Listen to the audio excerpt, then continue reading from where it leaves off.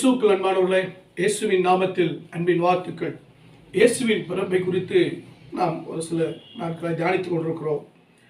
மத்தேயு சுவிசேஷம் 1ஆம் அதிகாரத்தில் 23ஆம் வசனம் சொல்லப்பட்டிருக்கிறது. அவன் இதோ ஒரு கன்னிகை கர்ப்பவதியாகி ஒரு குமாரனை பெறுவாள், அவருக்கு இம்மானுவேல் என்று பெயரிடுவார்கள் என்று சொன்னார். இம்மானுவேல் என்பதற்கு தேவன் நம்மோடு இருக்கிறார் என்று அர்த்தமா? இந்த வசனத்தை ஏசாயா புத்தகத்தில் 7ஆம் அதிகாரத்திலும் அதை பார்க்கலாம். அதனால் ஆண்டவர் தாமே உங்களுக்கு ஒரு அடையாளத்தை கொடுப்பார். இதோ ஒரு கன்னிகை கர்ப்பவதியாகி ஒரு குமாரனை பெறுவாள், அவருக்கு இம்மானுவேல் என்று பெயரிடுவாயாக என்று சொல்லி. என் அன்பு தேவனுடைய பிள்ளைகளே, இம்மானுவேல் என்றால் தேவன் நம்மோடு இருக்கிறார் என்று அர்த்தம். அப்படி என்றால் அதற்கு முன்பாக தேவன் நம்மோடு இல்லை என்று அர்த்தம். தேவன் மனிதர்களோடு இல்லை, தேவன் மனிதர்களோடு வாசம் பண்ணவில்லை, தேவன் மனிதர்களோடு இடைப்படவில்லை, தேவன் மனிதர்களோடு பேசவில்லை, தேவன் மனிதர்களோடு என்ன செய்யவில்லை, அவரோடு கூட மனிதர்கள் ஐக்கியமாக இல்லை, அவருடைய பரிசுத்தத்தையோ அவருடைய நீதியோ ஜனங்களுக்குள்ள இல்லை, அவருடைய ரட்சிப்பு இல்லை, அவருடைய கிருபைகளும் இல்லை. அப்போ இழந்து போயிருக்கிற ஜனங்கள், தேவனை இழந்த ஜனங்களுக்கு மறுபடியும் தேவன் அவர்களுக்குள் வருகிற ஒரு காரியம் தான் இயேசு வெளிப்படுகிறது.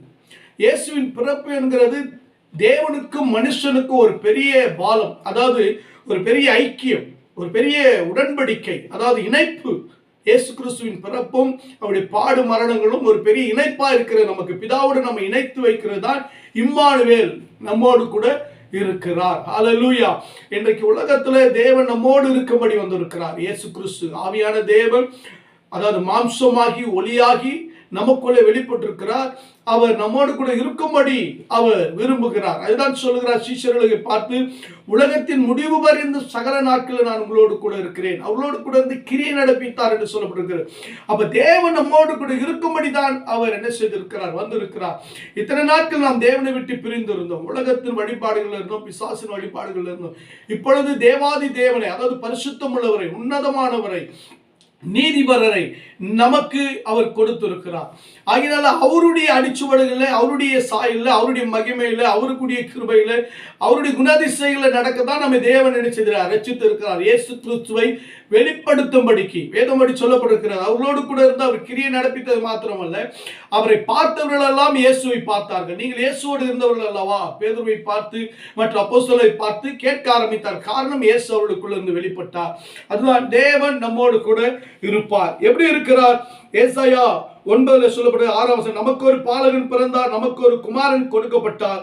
அதுதான் இயேசு, பிதாவாகிய இயேசு கிறிஸ்து இம்மானுவேல் கொடுக்கப்பட்டார். கர்த்தத்துவம் அவர் தோளின் மேல் இருக்கு, அவர் நாமம். அவர் எப்படிலாம் நம்மோடு கூட இருக்கிறார், அதிசயமானவராக இருக்கிறார். நிச்சயமா நமக்கு அதிசயத்தை அவர் செய்வார். இரண்டாவது, ஆலோசனை கர்த்தராக இருக்கிறார். நம்முடைய வாழ்க்கையில ஆலோசனை இல்லாமல் சீர்கெட்டு கொண்டிருக்கிறோம். தேவனுடைய ஆலோசனை இல்லை, மனுஷ ஆலோசனை, சுய ஆலோசனை எல்லாம் இருக்கு. இப்ப தேவ ஆலோசனை, கிறிஸ்துவுக்குள்ள வந்த பிறகு கிறிஸ்துவின் ஆலோசனை, சத்தியத்தின் ஆலோசனை நமக்கு கிடைக்கும். அப்புறம் வல்லமையுள்ள தேவன், நம்மால் மேற்கொள்ள முடியாத சத்துடைய கிரைகள், பாவ கிரைகள், அசுத்த கிரைகள் எல்லாம் மேற்கொள்ளத்தக்கதாய் தேவனுடைய வல்லமை நமக்குள்ள வெளிப்படுகிறது. சர்வ வல்லமை வெளிப்படுகிறது, கிறிஸ்துவின் வல்லமை வெளிப்படுகிறது.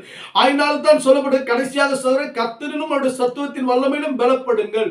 ஏனென்றால் சத்துருடைய தந்திரங்களை எதிர்க்க இயேசு கிறிஸ்துவின் உயிர்த்தெழுதலின் வல்லமை நமக்கு தேவை, பிறப்பின் வல்லமை தேவை. அவருடைய வல்லமை நமக்குள்ளே காணப்படுகிறது. வல்லமையுள்ள நித்திய பிதா, ஹல்லேலூயா. என்றைக்கும் அழிக்க முடியாதவர், என்றென்றைக்கும் அழியாதவர், அழிக்க முடியாதவர், அழிவில்லாதவர், நித்தியம் உள்ளவர். ஹல்லேலூயா. ஆதியும் அவரே, அந்தமும் அவர். அப்படிப்பட்ட தேவன் நமக்கு. அவர் எப்படி அழிவில்லாதவராக இருக்கிறாரோ, அவர் எப்படி நீதிக்குரியவராக இருக்கிறாரோ, எப்படி என்றென்னைக்கும் ஜீவித்திருக்கிறோம், வாழ்ந்திருக்கிறவராக இருக்கிறாரோ, அப்படி நம்மளை வாழ வைக்க தான் அவர் நித்திய பிதாவாக வந்திருக்கிறார். இயேசு கிறிஸ்து மனிதன் அப்படின்னு யாருன்னா சொன்னா ஒத்துக்கொள்ளாதீங்க, அவர் நித்திய பிதா. ஹல்லேலூயா. அவர் மனுஷகுமாரனாய் வந்தார் உலகத்தை ரட்சிக்க. ஆனால் அவர்தான் நித்தியமானவர், நித்திய பிதா. ஆமென். நித்திய பிதா, சமாதான பிரபு. இந்த உலகம் சமாதானத்தை இழந்திருக்கிறது. கடனால, வியாதியால, கண்ணீரால, குடும்ப சமாதானம் இல்லாமல் பிரச்சனைகளால, பல விதமான சூழ்நிலையினாலே, நஷ்டத்தினாலே, பலவிதமான குழந்தை பாக்கியில திருமணமாக சொல்லி பலவிதமான காரியங்களால நாம் என்ன செய்திருக்கிறோம், குழப்பத்தினாலே சமாதானத்தை இழந்திருக்கிறோம். சமாதானத்தை கொடுக்கும்படிதான் இயேசு கிறிஸ்து இந்த உலகத்தில் வந்தார். சமாதான காரணர் இம்மானுவேல் நம்மோடு இருப்பார். ஹல்லேலூயா.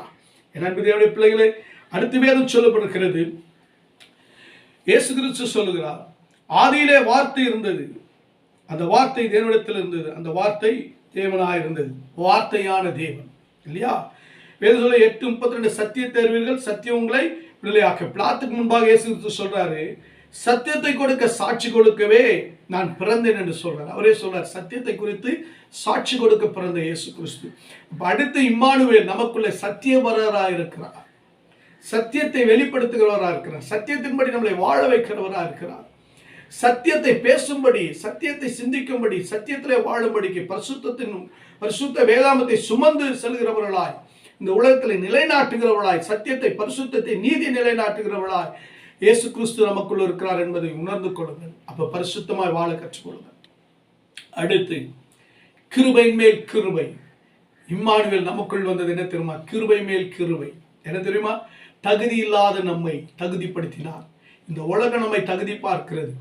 படித்தவன், பணக்காரன் இல்லையா, வசதி படைத்தவன், ஞானவான், இப்படியெல்லாம் ஒவ்வொரு மாற்றத்தை பார்க்கிறது. ஆனால் இயேசு கிறிஸ்து படிப்பு, பதவி, பணம், ஏழை, சிறியவன், எளியவன், பாவி எதையுமே அவர் பார்க்கலங்க.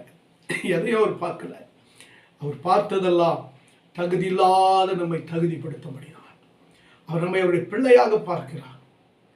அவருக்குரிய சுதந்திரவாளியை நம்மை பார்க்கிறார். அவருடைய ரத்தத்தினால, ஏனென்றால் அவர் படைத்த பிள்ளைகள் என்பதை அவர் பார்க்கிறார். நமக்குள்ள அவர் ஒரு விசேஷித்த கிருபைகளை அவர் பார்க்கிறார். அந்த கிருபையை கொடுக்கிறார் நமக்கு.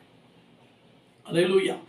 அவருடைய பரிபூர்ணத்தினாலே கிருபை மேல் கிருபை பெற்றோம். அவர் முழுவதும் பரிபூர்ணம் உள்ளவர், அவர் குறைவில்லாதவர், நிறைவானவர், சம்பூர்ணம் உள்ளவர், ஆமென், மென்மையானவர். அவருடைய பரிபூர்ணத்தினாலே நமக்கு தகுதி இல்லாத நம்மை எப்படி தகுதிப்படுத்தி இருக்கிறார். அல்லேலூயா. பாருங்க, அந்த வார்த்தை மாம்சமாகி கிருபையினாலும் சத்தியத்தினாலும் நிறைந்தவராய் நமக்குள்ளே வாசம் பண்ணினார். அவருடைய மகிமை கண்டும் அது பிதாவுக்கு ஒரே பிறருடைய மகிமைக்கேற்ற மகிமையாக இருந்தது. அவருடைய பரிபூர்ணத்தினால் நாம் எல்லாரும் கிருபை மேல் கிருபை பெற்று எப்படி எனில் நியாயப்பிரமாணம் மோசை மூலமாய் கொடுக்கப்படுது, கிருபை சத்தியமை இயேசு கிறிஸ்து மூலமாய் உண்டான. அதனால கிருபை, தகுதி இல்லாத நமக்கு தகுதி என்கிற கிருபை கொடுத்தார். இந்த உலகம் நம்மை தகுதிப்படுத்தல, தள்ளி வைத்தது, அற்பமாய் எண்ணினது. ஆனால் இயேசு கிறிஸ்து தகுதிப்படுத்தி இருக்கிறார்.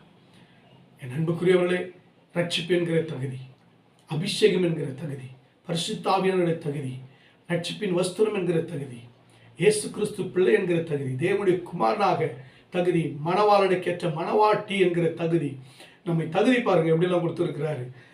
அல்லேலூயா. அதே போல நமக்காக வைத்திருக்கிற நீதியின் கிரீடத்தின் தகுதி, நீ நித்திய ஜீவனுக்குரியவன், ஜீவனுக்குரியவன் என்கிற தகுதி நமக்கு கொடுத்திருக்கிறார். பரிசுத்தவான், பரிசுத்தவாட்டி என்கிற, விசுவாசி என்கிற தகுதியை கர்த்தர் கொடுத்திருக்கிறார். அந்த தகுதியை பிடித்து நடப்போம். ஆசீர்வாதம், சாபத்திலிருந்து ஆசீர்வதிக்கிற ஒரு தகுதி, உன்னதங்களில் இருக்கிற சகல ஆவிக்குரிய ஆசீர்வாதங்களை பெற்றிருக்கிற நாம் இப்படி வாழ்வோம். கர்த்தர் நம்மை, நம்முடைய குடும்பங்களை ஆசீர்வதிப்பார். பரலோக பிதாவே, அன்பின் தகப்பனே, வானத்துக்கு பூமிக்கு தேவனாய் கர்த்தாவே, இயேசு கிறிஸ்து நாமத்தினால வர்றப்பா, இதை கேட்கிற ஒவ்வொருடைய வாழ்க்கையில் இம்மானுவேல் உதிப்பீராக, அதிசயங்கள் நடப்பதாக, அற்புதங்கள் நடப்பதாக, தேவ சமாதானம் உண்டாவதாக, சத்தியமும் கிருபை வெளிப்படுவதாக, தேவ நாமம் மகிமைப்படட்டும். இயேசுவின் நாமத்தில் பிதாவே, ஆமென், ஆமென். God bless you. கர்த்தர் உங்களை ஆசீர்வதிப்பார். Happy Christmas.